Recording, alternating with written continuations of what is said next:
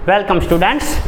पिछली क्लास में हमने सेट के बारे में पढ़ा था और कुछ एक उसके उदाहरण दिए थे और सेट को हम किस किस फॉर्म में लिखते हैं। जैसे हमने दो फॉर्म पढ़ी थी, एक सेट बिल्डर फॉर्म और एक रोस्टर फॉर्म, और उसके हमने कुछ एक एग्जांपल भी किए थे।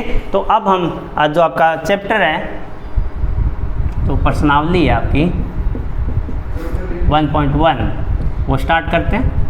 तो इसमें पहला क्वेश्चन दे रखा है कि निम्नलिखित में कौन से समुच्चय हैं, अपने उत्तर का औचित्य बताइए। तो आपको ये डिसाइड करना है फर्स्ट क्वेश्चन में कि कौन कौन से जो यहाँ पे डिफाइन किए गए कलेक्शन वो आपके पास सेट बना रहे हैं या नहीं बना रहे। जैसे पहले क्वेश्चन का फर्स्ट पार्ट है, ये दे रखा है कि जे अक्षर से प्रारंभ होने वाले वर्ष के सभी महीनों का संग्रह। तो जे से प्रारंभ होने वाले वर्ष के महीनों के नाम या जो भी आप लिखना चाहो। तो आपके पास कोई भी जैसे जो अपने पूरा जो ईयर है उसमें टोटल कितने हैं, 12 मंथ हैं, 12 महीने होते हैं। तो 12 महीनों में से उन सभी मंथ्स का आपको कलेक्शन करना है जिनकी जो स्पेलिंग है वो जे से स्टार्ट हो। जैसे जनवरी, फरवरी की बात करो तो एफ से स्टार्ट हो रहा है, मार्च एम से स्टार्ट हो रहा है, अप्रैल ए से स्टार्ट हो रहा है, मई एम से स्टार्ट हो रहा है, जून जे से स्टार्ट हो रहा है, जुलाई ये भी जे से स्टार्ट हो रहा है, अगस्त ये ए से हो रहा है, सितंबर ये एस से हो रहा है, अक्टूबर ओ से हो रहा है, नवंबर एन से हो रहा है और दिसंबर डी से हो रहा है। तो हम ये बता सकते हैं कि आपके पास जो भी आपके पास मंथ है तो वो हमारे कलेक्शन में होगा या नहीं होगा, ये वेल डिफाइन है। क्योंकि अगर वो जे से स्टार्ट हो रहा है तो हमारे कलेक्शन में है, अदरवाइज नहीं है। तो इसमें कौन कौन से एलिमेंट आ जाएंगे, पहले आपके पास आ जाएगा जनवरी, इसके बाद जून और इसके बाद जुलाई। तो ये 3 ऐसे महीने हैं जो जे से स्टार्ट हो रहे हैं। तो ये एक सेट बनेगा क्योंकि ये वेल डिफाइंड कलेक्शन है। आप 12 के 12 महीने की लिस्ट बना लो और जिसकी स्पेलिंग में पहला अक्षर जे हो या जिसकी स्पेलिंग जे से स्टार्ट हो वो आपके कलेक्शन में प्रेजेंट होगा। इसी टाइप से सेकंड जो है, भारत के 10 सर्वश्रेष्ठ अधिक प्रतिभाशाली लेखकों का संग्रह। अगर आपको राइटर्स का कलेक्शन लेना है जो सबसे ज़्यादा इफेक्टिव हो तो ये वेल डिफाइन नहीं है। हो सकता है कि मेरे को जो मैथ के जो राइटर्स हैं वो इफेक्ट करें, हो सकता है किसी को हिस्ट्री के जो राइटर है वो इफेक्ट करे, या हो सकता है किसी को जो हमारे पास बहुत सारे अलग अलग सब्जेक्ट हैं, कोई फिजिक्स का, कोई केमिस्ट्री का या कोई इकोनॉमिक्स का। तो हर एक के अलग अलग हो सकते हैं। ये इफेक्टिव का क्या मतलब हुआ, इफेक्टिव कोई वेल डिफाइंड वर्ड नहीं है। जैसे मैं ये बोलूं कि आपकी क्लास में सबसे खूबसूरत लड़की या सबसे हैंडसम लड़का, तो ये हैंडसम होना और खूबसूरत होना ये वेल डिफाइंड नहीं है। हो सकता है जो आपको खूबसूरत लगे वो दूसरों को ना लगे, ये भी हो सकता है। तो ये वेल डिफाइंड नहीं है। ये आप इफेक्टिव या प्रतिभाशाली, तो इस टाइप की जो चीज़ें हैं वो वेल डिफाइंड नहीं है। हम कोई इनका मेजरमेंट नहीं है, हम माप नहीं सकते इन चीज़ों को। तो ये आपके पास वेल डिफाइंड नहीं होगा। और अगर वेल डिफाइंड नहीं है तो ये आपके पास एक सेट नहीं बन पाएगा। इसके बाद विश्व के सर्वश्रेष्ठ 11 बल्लेबाजों का संग्रह। अगर आपको सर्वश्रेष्ठ बल्लेबाजों की बात करनी है तो ये भी आप कैसे डिसाइड करोगे। हो सकता है किसी की एवरेज अच्छी हो सकता है किसी की स्ट्राइक रेट अच्छी हो सकता है कोई ओपनिंग अच्छा खेलता हो सकता है कोई 11वें नंबर पर अच्छी बल्लेबाजी करता हो। तो अलग अलग चीज़ें हैं, तो हम सर्वश्रेष्ठ बल्लेबाजों का नहीं बता सकते। ठीक है, जैसे मान लो कि जो अर्लियर जो टाइम था, जो स्टार्टिंग में जो वर्ल्ड कप हुए थे 1975, 1983, 1987, उस टाइम क्या है, उस टाइम में जो स्कोर है आपने देखा होगा पुरानी वीडियोस, तो आप देखोगे तो लो स्कोरिंग मैच होते थे। वहाँ पे अगर किसी ने 50 भी मार ली तो वो अच्छा बल्लेबाज माना जाएगा। और आज के टाइम में अगर कोई 100 भी करता है तो आज आजकल क्या है कि हाई स्कोरिंग मैच हो रहे हैं तो रन बनाने थोड़े आसान हो गए। तो ये चीज़ें हैं, तो हम कंपेयर नहीं कर पाएंगे कि कौन कौन से बल्लेबाज है वो अच्छे हैं या कौन कौन से बल्लेबाज है वो सर्वश्रेष्ठ है। तो किसी की इकोनॉमी अच्छी है, मतलब एवरेज अच्छा है, किसी का स्ट्राइक रेट अच्छा है, कोई छक्के ज़्यादा लगाता होगा, कोई बाउंड्री चौके ज़्यादा लगाता होगा, कोई सिंगल में अच्छा होगा, तो हम इसको नहीं बता सकते कि कौन सा बल्लेबाज है वो सर्वश्रेष्ठ है। तो ये भी जो आपका कलेक्शन है वो एक वेल डिफाइंड कलेक्शन नहीं है, अतः ये भी एक सेट का जो सेट है वो नहीं बना पाएगा। इसके बाद आगे बढ़ा है कि आपकी क्लास के सभी बालकों का संग्रह, ये वेल डिफाइंड है, क्योंकि आपकी क्लास में अगर बच्चे हैं तो आप उनका तो एक जो कलेक्शन है वो वेल डिफाइन कर पाओगे। जैसे कोई एक स्टूडेंट आया या कोई भी एक आप बालक लेके आते हो, वो आपकी क्लास में है या नहीं है, अगर वो आपकी क्लास का जो भी अटेंडेंस रजिस्टर है उसमें देखो, अगर वो उसका नाम है तो वो आपकी क्लास में होगा, अदरवाइज नहीं होगा। इसी टाइप से 100 से कम सभी प्राकृत संख्याओं का संग्रह, 100 से कम सभी प्राकृत संख्याओं का संग्रह आप कर सकते हो, 1 2 3 4 इस टाइप से चलता जाएगा और 99 तक आएगा, तो वेल डिफाइन है। कोई भी आप नंबर लेके आओगे तो हम बता सकते हैं कि ये 100 से छोटा है या नहीं है, या ये नेचुरल नंबर है या नहीं है, आप इजीली बता सकते हो इनको। इसके बाद लेखक प्रेमचंद द्वारा लिखित उपन्यासों का संग्रह, तो प्रेमचंद के जितने भी उपन्यास हैं, आप कोई भी उपन्यास लाओगे अगर उसका लेखक है वो मुंशी प्रेमचंद हुए तो हमारे कलेक्शन में वो उपन्यास होगा, अदरवाइज नहीं होगा। ठीक है, जैसे आप लोगों ने पढ़े होंगे गोदान वगैरह, नमक का दरोगा, जो इस टाइप के हमारी छोटे क्लासों में हिंदी में चैप्टर भी आते थे, तो वो सारे के सारे मुंशी प्रेमचंद ने लिखे थे। तो कोई भी आप एक उपन्यास ले आओ, अगर वो मुंशी प्रेमचंद का लिखा है, क्योंकि उपन्यास पे लेखक का नाम भी होगा, तो मैं उपन्यास देखूंगा, अगर देखूंगा कि मुंशी प्रेमचंद ने लिखा है तो हमारे कलेक्शन में उसको ले लेंगे, अदरवाइज नहीं लेंगे। तो ये भी क्या एक वेल डिफाइंड कलेक्शन है, तो ये भी एक समुच्चय का निर्माण करेगा। इसके बाद सभी समपूर्णांकों का संग्रह, संपूर्णांक क्या है, ऐसे नंबर्स जो 2 के मल्टीपल हो तो वो आपके पास क्या होंगे, समपूर्णांक या इवन नंबर्स। इवन नंबर बता सकते हो जो 2 के मल्टीपल हैं, या ऐसे डिजिट्स या ऐसे नंबर्स इवन होते हैं जिनका यूनिट प्लेस का जो डिजिट है या इकाई का जो अंक है वो आपके पास 0 2 4 6 या 8 हो। ठीक है, इसके बाद इस अध्याय में आने वाले सभी प्रश्नों का संग्रह, तो जो भी आपका फर्स्ट चैप्टर है उसमें जितने भी क्वेश्चन हैं तो वो उनका आप कलेक्शन कर सकते हो, वेल डिफाइन है। कोई भी एक क्वेश्चन उठा के लाओ, अगर वो आपके इस फर्स्ट चैप्टर में है तो वो हमारे कलेक्शन में होगा, अदरवाइज नहीं होगा। इसी टाइप से विश्व के सबसे अधिक खतरनाक जानवरों का संग्रह, सबसे अधिक खतरनाक जानवरों का संग्रह, तो ये अभी हमने एक स्टार्टिंग में जो पिछली क्लास में हमने एक एग्जांपल देखा था कि हार्मफुल फॉर ह्यूमन बीइंग्स, तो वो हम नहीं बता सकते कि कौन सा जानवर है वो सबसे खतरनाक है और कौन सा खतरनाक नहीं है। ठीक है, इसके बाद जो सेकंड क्वेश्चन है ये तो सीधा सीधा आप जज करना था कौन सा सेट बनेगा कौन सा नहीं बनेगा। जो सेकंड क्वेश्चन आपके पास है, हमें दे रखा है कि a इक्वल टू 1 2 3 4 5 6 1 2 3 4 5 6, और आपको ये बताना है कि आपको ये साइन और ये साइन लगाना है। ठीक है, इस साइन का मतलब क्या होता है, बिलोंग्स टू, मतलब विद्यमान होगा, या बोल सकते हैं कि इसका अवयव, या इसका मतलब है नॉट बिलोंग्स टू,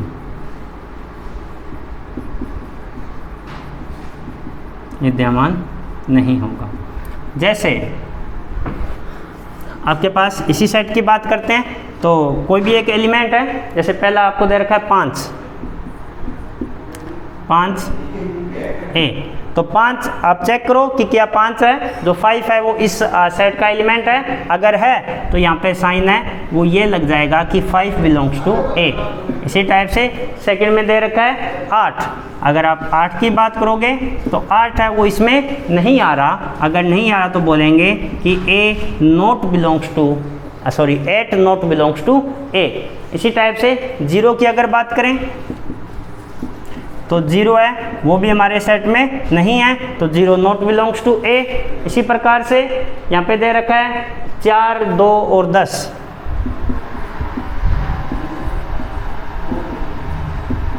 तो 4 है वो हमारे सेट में बिलोंग कर रहा है, ये उपस्थित है इसमें। 2 है वो भी आपके पास उपस्थित है, और 10 है वो उपस्थित नहीं है। तो इस टाइप से आपको इन 2 साइन का यूज करना है। 2 आपके पास जो निशान दे रखे हैं वो लगाने हैं कि अगर कोई भी अवयव आपके समुच्चय में है तो हम लिखेंगे कि 5 बिलोंग्स टू ए, ये वाला साइन है उसका मतलब बिलोंग्स टू, और ये नॉट बिलोंग्स टू मतलब उसका अवयव नहीं होगा। इसके बाद तीसरा क्वेश्चन दे रखा है जिसमें आपको रोस्टर रूप लिखना है। तो कुछ एक आपको क्वेश्चन दे रखे हैं 3rd क्वेश्चन में, और उसमें आपको हर एक का रोस्टर रूप लिखना है, तो वो देखते हैं।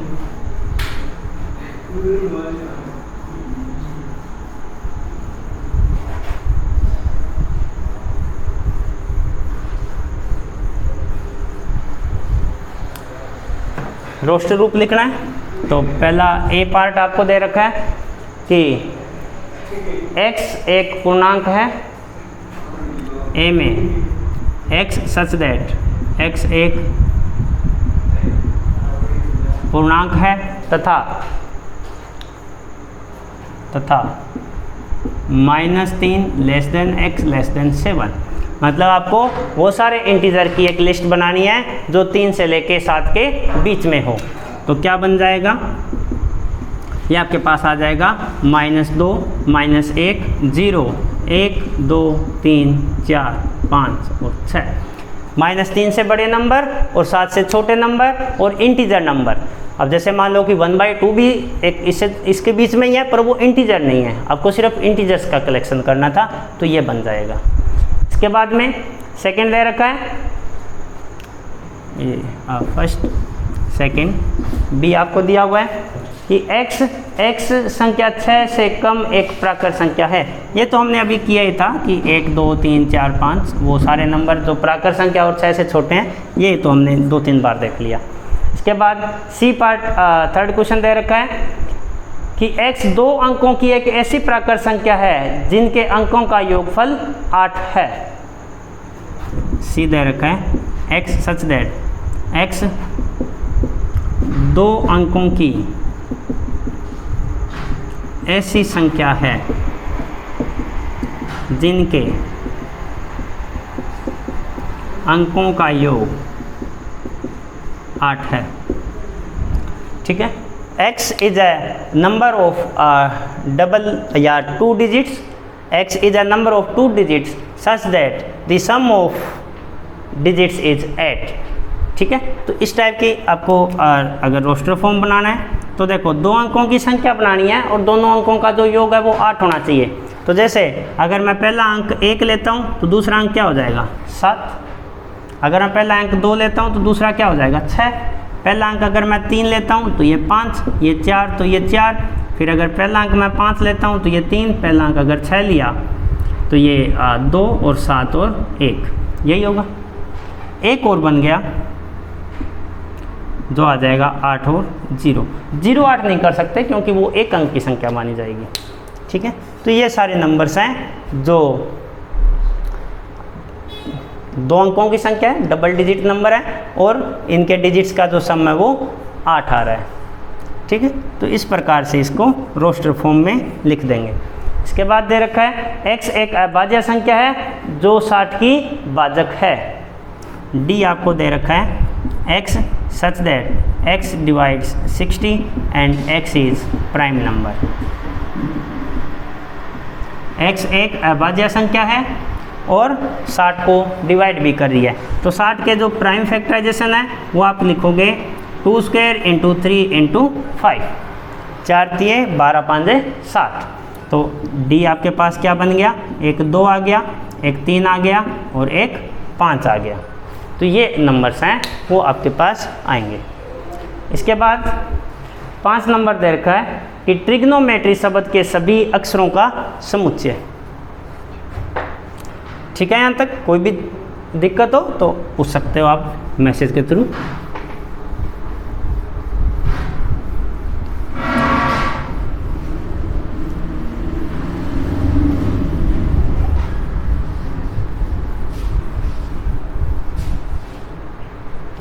पाँच नंबर दे रखा है E =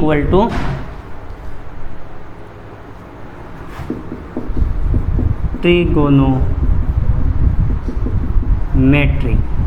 ट्रिग्नोमेट्री शब्द के सभी अक्षरों का समुच्चय।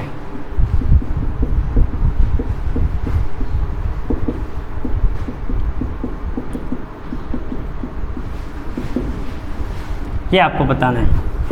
तो ई क्या बन जाएगा, देखो सबसे पहले हमने रोस्टर फॉर्म में ये देखा था कि एक एलिमेंट को एक ही बार लिखना है। तो इसमें जो जो नंबर एक से ज़्यादा बार आ रहा है, जो रिपीट कर रहा है, उनमें हम एक ही बार लिखेंगे। जैसे अगर हम टी से स्टार्ट करते हैं तो टी यहाँ भी आ रहा है, तो इस टी को हम नहीं लिखेंगे। फिर अगर हम आर की बात करें तो आर भी एक से ज़्यादा बार आ रहा है, तो वो भी नहीं लिखेंगे। फिर आई, जी, ओ, एन, एम, देखो कोई भी अक्षर बचा तो नहीं है। टी आ गया, आर आ गया, आई आ गया, इसमें जी भी आ गया, ओ भी आ गया, एन भी आ गया, एम भी आ गया और ई बच गया, ठीक है। और फिर T R Y, T R और एक बच गया वाई। तो ये नंबर्स आ गए, ठीक है। तो ये अक्षर आएंगे हमारे सेट बिल्डर फॉर्म में, क्योंकि आपके पास अगर टी 2 बार आ रहा है तो एक ही बार लिखना है, आर भी 2 बार आ रहा है तो एक ही बार लिखना है, तो ओ भी 2 बार आ रहा है तो हमने एक ही बार लिखा है। तो क्यों हमने रोस्टर फॉर्म में देखा था कि एक एलिमेंट को एक ही बार लिखना है, एक से ज़्यादा बार आए तो उसको छोड़ देना है, सिर्फ लिखना एक ही बार है। इसके बाद वेक्टर शब्द के सभी अक्षरों का समुच्चय है। तो इसमें भी क्या है कि ई भी 2 बार आ रहा है, आर भी 2 बार आ रहा है, तो बी ई टी आर, बस, ठीक है। और हर एक एलिमेंट के बीच में कॉमा लगा के आपको लिखना है। इसके बाद दे दिया कि निम्नलिखित समुच्चय को समुच्चय निर्माण या सेट बिल्डर फॉर्म में लिखना है। 4th क्वेश्चन है, आपको सेट बिल्डर फॉर्म बनानी है। सेट बिल्डर फॉर्म बनानी है जिसमें पहला पार्ट आपको दे रखा है 3, 6, 9, 12, 3, 6, 9, 12 इस टाइप से। तो इसको आप लिख सकते हो, वो सारे x आएंगे कि x equal to 3 into n, n belongs to natural number. देख सकते हो सारे के सारे नंबर क्या आ रहे हैं, 3 के मल्टीपल्स हैं, तो वो सारे x आ रहे हैं जो 3 के मल्टीपल हैं, जहाँ पे n का नेचुरल नंबर, n का मान 1 रखो, x का मान 3, ये आ गया। n का मान 2 रखो, 6, 3 रखेंगे 9, 4 रखेंगे 12, 5 रखेंगे 15, तो इस टाइप से ये चलता रहेगा। इसके बाद सेकेंड आपको दे रखा है 2, 4, 8, 16, 32, 2, 4, 8, 16, 32। तो इसमें अगर आप देखोगे तो देखो ये 2 की पावर 1, 2 की पावर 2, 2 की पावर 3, 2 की पावर 4, 2 की पावर 5।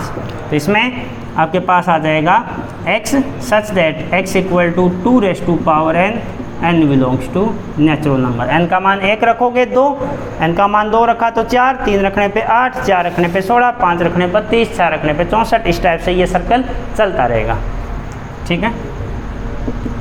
इसके बाद आपको दे रखा है 5, 25, 125, 625। तो ये 5 की पावर है, बस 2 की जगह हम 5 कर देंगे। इसके बाद 2, 4, 6, 4th आपको दे रखा है 2, 4, 6 इस टाइप से। तो ये इवन नंबर्स हैं, तो इसमें लिख सकते हो x such that x equal to 2n, n belongs to natural number. n का मान 1, 2, 3, 4 रखते रहो, आपको 2, 4, 6, 8, 10 इस टाइप से मिलता रहेगा, ठीक है। इसके बाद 1, 4, 9, जो 5वां आपको दे रखा है 1, 4, 9 और 100, ठीक है। 1, 4, 9 और 100। इसमें अगर देखोगे तो वो सारे x आ रहे हैं कि x equal to n square, n है वो नेचुरल नंबर है, ठीक है। n का मान 1 रखोगे तो x का मान 1, n का मान 2 रखोगे, x का मान 4, 3 रखने पे 9। पर एक चीज़ यहाँ पे ध्यान देने वाली है कि 100 से ज़्यादा भी नहीं जाना चाहिए, सिर्फ 100 तक जाना चाहिए। तो n का मान है वो आपके पास 10 से छोटा या उसके बराबर रहना चाहिए, या आप ये लिख सकते हो कि n का मान 11 से छोटा रहना चाहिए। तो दोनों में कोई भी लिख दो, अगर लेस देन इक्वल टू 10 है तो भी सही है, लेस देन 11 है तो भी सही है। तो ये आपके पास क्वेश्चंस थे। इसके बाद निम्नलिखित समुच्चय के सभी अवयवों को सूचीबद्ध कीजिए। आपको लिस्ट बनानी है, तो अगर आपको लिस्ट बनानी हो, या लिस्ट बनाने का मतलब क्या है कि रोस्टर फॉर्म लिखना है।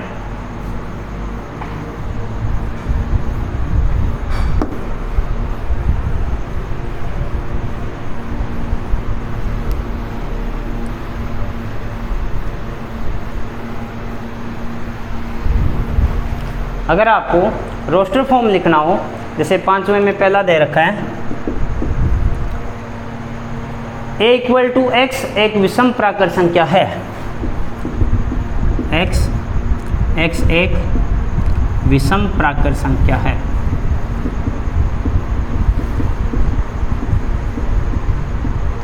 मतलब x such that x is odd natural number. तो ओड नेचुरल नंबर तो a क्या हो जाएगा, 1, 3, 5, 7, 9, 11 इस टाइप से ये चलता रहेगा। ठीक है, या अगर आप सेट बिल्डर फॉर्म में लिखो तो x such that x equal to 2n+1 या 2n-1 कर दो, ज़्यादा अच्छा लगेगा। n ना वो आपके पास नेचुरल नंबर, n का मान 1 रखोगे तो ये आ गया 2 गुणा 1, 2 माइनस 1 1, 2 रखने पे 3, 3 रखने पे 5, इस टाइप से ये चलता रहेगा। सेकंड आपके पास है b एक पूर्णांक है, b है x such that x belongs to z, x आपके पास पूर्णांक है और दे रखा है कि -12 से 9/2 के बीच में है, -12 से 9/2 के बीच में है। तो b क्या हो जाएगा, देखो -12 के बाद इंटीजर कौन सा आता है, 0, तो ये आ गया 0, फिर 1 2 3 4 5 रखोगे तो वो 10/2 होता है, उससे बाहर चला जाएगा। ठीक है, तो इसके बीच में ये 5 इंटीजर्स हैं। इसके बाद हमें दे रखा है x एक पूर्णांक है कि x² less than equal to 4, c हमें दे रखा है x such that x belongs to z and x² less than equal to 4। तो इसमें अगर आप देखोगे तो सबसे पहले 0 आएगा इसमें, फिर 1 का स्क्वायर करोगे तो क्या है, इससे छोटा रहता है, -1 का स्क्वायर भी इससे छोटा रहेगा, 2 का स्क्वायर और -2 का स्क्वायर, तो ये आपके पास आ जाएंगे। या इसको अगर थोड़ा सा सही ढंग से लिखो बढ़ते हुए क्रम में, हालांकि ये भी लिख सकते हो, कोई फ़र्क नहीं पड़ेगा, पर ये थोड़ा सा दिखने में थोड़ा अच्छा लगता है कि हम इंक्रीजिंग ऑर्डर में चल रहे हैं, आगे बढ़ रहे हैं, और आगे बढ़ना हमेशा अच्छी बात है। इसके बाद x such that x lowest शब्द का एक अक्षर है, x such that x lowest शब्द का एक अक्षर है। फोर्थ हमें दे रखा है d x such that x LOYAL शब्द का एक अक्षर है। ठीक है, यहाँ से आपको एक अक्षर हटा के लिखना है, तो यह आ जाएगा LOYAL। L अब 2 बार है तो इसको हम हटा देंगे, तो जितने भी अलग अलग अक्षर आ रहे हैं उनके बीच में कोमा लगा के हम लिख देंगे। इसके बाद 5वां में दे रखा है x एक ऐसा महीना है जिसमें 31 दिन नहीं होते हैं। आपके पास 5वां है E, x is a month which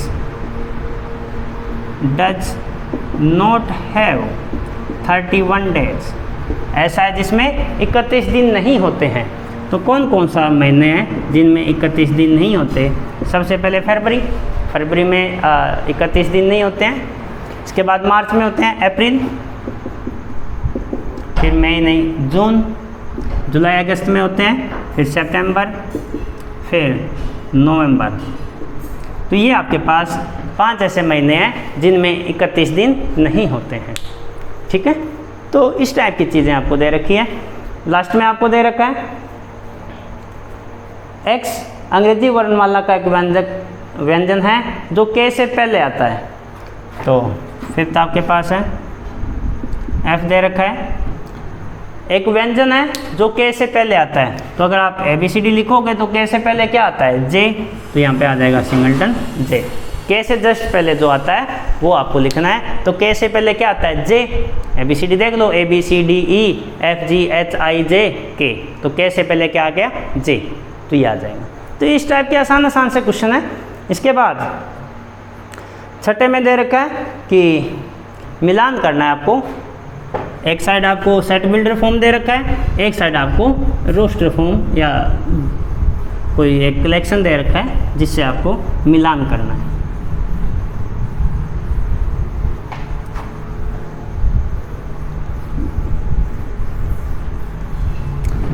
इस चैप्टर का लास्ट क्वेश्चन है, छठा क्वेश्चन।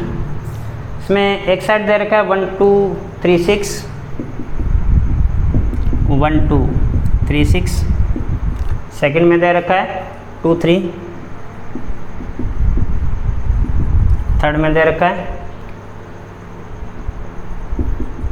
MATH EICS। इसके बाद 1 3 5 7 9, 1 3 5 7 9। इस साइड दे रखा है A, यहाँ पे B C D। तो A में दे रखा है x एक अभाज्य संख्या और 6 की भाजक, x such that x is prime number and x divide 6, जो 6 को विभाजित करें। x संख्या 10 से कम एक विषम पूर्णांक, x less than 10 and x एक विषम संख्या या ओड नंबर। इसमें दे रखा है x एक प्राकृत संख्या और 6 की भाजक, x एक प्राकृत संख्या 6 की भाजक, और दे रखा है मैथमेटिक्स शब्द का एक अक्षर, x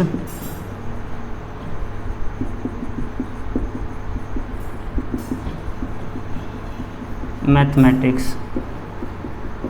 शब्द का एक अक्षर। ये आपको मैच करना है कि कौन सा जो है वो किससे मैच हो रहा है। तो देखो पहला दे रखा है 1 2 3 6, कि यहाँ से स्टार्ट करते हैं। x एक प्राइम नंबर है और 6 को विभाजित करें, तो 6 के प्राइम अभाज्य गुणनखंड करोगे, प्राइम फैक्टराइजेशन करोगे, तो 6 को मैं लिख सकता हूँ 2 गुणा 3। तो कितने अभाज्य इसके डिवाइजर्स हैं, कितने प्राइम डिवाइजर्स हैं? 2 और 3। तो ये आपके पास आ गया 2 और 3, तो ये इससे मैच हो जाएगा। तो सेकंड है वो A से मैच हो गया, तो सेकंड है वो आपके पास A से। सेकंड आपको दे रखा है x है वो 10 से छोटा होना चाहिए, एक ओड नंबर होना चाहिए। 10 से छोटा एक ओड नंबर कौन सा होता है? 1 3 5 7 9, तो ये है वो B से मैच हो गया। तो जो फोर्थ है ये आपके पास हो जाएगा B से। ठीक है, अगर हम इसकी बात करें, x एक प्राकृत संख्या और 6 की भाजक, 6 को डिवाइड करने वाली नेचुरल नंबर कौन कौन सी है? 1 होता है, 2 होता है, 3 होता है और 6 होता है। यही 6 के भाजक होते हैं। तो ये आपके पास आ गया पहला। तो आपके पास जो फर्स्ट है उसका हो जाएगा C,